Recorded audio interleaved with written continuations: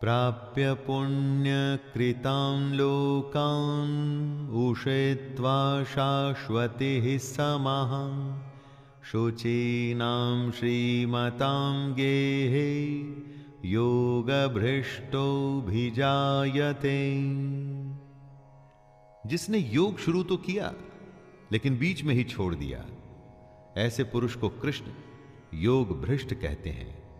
वो आगे कहते हैं कि ऐसा पुरुष नष्ट नहीं होता बल्कि स्वर्ग को प्राप्त होता है। स्वर्ग में कई सालों तक रहने के बाद वो शुद्ध आचरण वाले श्रीमान पुरुषों के घर में जन्म लेता है। हम जहां जन्म लेते हैं उसी के साथ हमारा भाग्य और हमारा जीवन जुड़ जाता है।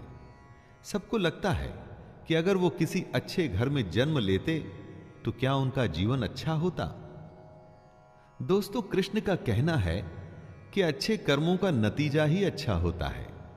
अगर आपने अच्छा कर्म शुरू किया जैसे कि योग, लेकिन अगर वो छूट भी गया तो चिंता की कोई बात नहीं, अगला जन्म एक अच्छे घर में ही होगा। अथवा योगिनामेव कुले भवति धीमताम् एतद्धि दुर्लभतरं लोके जन्म यदीदृशम्।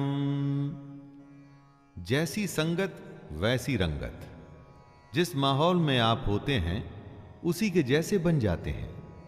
कृष्ण कहते हैं कि जो पुरुष योग पथ पे चला था लेकिन रास्ते में भ्रष्ट हो गया तो भी उसके उत्तम कर्म वेस्ट नहीं जाएंगे। पहले वो स्वर्ग जाएगा और उसके बाद अगले जन्म में ज्ञानवान योगियों के कुल में जन्म लेगा।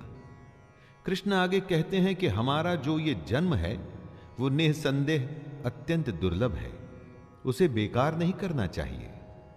दोस्तों, कृष्ण की कई बातों पर चलने में सिर्फ चांदी चांदी है। उनके बताए योग पे आप सच्चे मन से चलिए, पार हो गए तो भगवान मिल जाएगा। बीच में ही कहीं रुक गए, अटक गए तो भी उसका फायदा अगले जन्म में तो जरूर मिलेगा। तत्र तं बुद्धि संयोगं लभते पौर्वदेहिकं यतते च ततो भूयः संसिद्धौ कुरु नंदन। अगर सच्चे मन से आप योग के रास्ते पर चलते हुए मन को वश में करने की कोशिश कर रहे थे लेकिन किसी कारण वो अधूरा रह गया तो घबराने की जरूरत नहीं। आपके संग्रह किए हुए योग के संस्कार खत्म नहीं होंगे। अगले जन्म में भी वो संस्कार आप में रहेंगे और अपना सफर आप उसके आगे से शुरू कर पाएंगे। फिर से जब आप योग शुरू करेंगे तो पिछला अर्जित किया हुआ ज्ञान आपकी बुद्धि में निहित रहेगा, आप में समाया रहेगा। तो फिर फिक्र कैसी? कृष्ण को सुनिए, उसके योग में लग जाइए। ये जन्म भी सुधरेगा और अगला भी। पूर्वाभ्यासेन तेनैव ह्रियते ह्यवशोऽपि सः जिज्ञासुरपि योगस्य शब्द ब्रह्माति वर्तते। जिस पुरुष ने पिछले जन्म में योग की प्रैक्टिस की थी वो अगले जन्म में अपने आप ही योग और भगवान की तरफ आकर्षित होता है। इसे ही पिछले जन्म के संस्कार कहते हैं। दोस्तों, वो अगले जन्म में किसी ज्ञानी के घर में ही जन्म लेता है। उसके मन में अपने आप ही ज्ञान की जिज्ञासा रहती है। वो फिर से उस कोशिश में लग जाता है। पिछले जन्म में अधूरी रह गई थी जो बात, उसी बात पे वो फिर से लग जाता है। सीधी सी बात इतनी है दोस्तों कि अगर आप अच्छे काम करेंगे, सच्चे मन से करेंगे, फल में लगाव नहीं रखेंगे तो आपकी कोई भी कोशिश कभी भी बेकार नहीं जाएगी। उसका असर कभी ना कभी तो दिखेगा ही। इस जन्म में अगर आप हार भी गए तो अगले जन्म में जीत अवश्य होगी।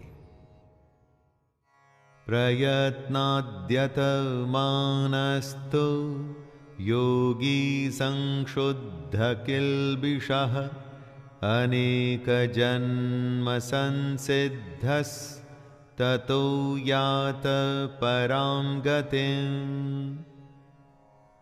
जो अपने हर जन्म में योग की कोशिश करता रहता है वो एक दिन परम गति को जरूर प्राप्त होता है। कर्मों के खाते को बैंक बैलेंस की तरह समझिए।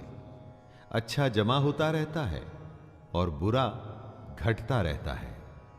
हर जन्म के संस्कार इस खाते में जमा हो रहे हैं।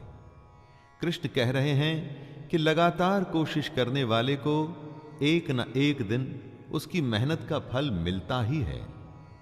योग में बीज का नाश नहीं होता।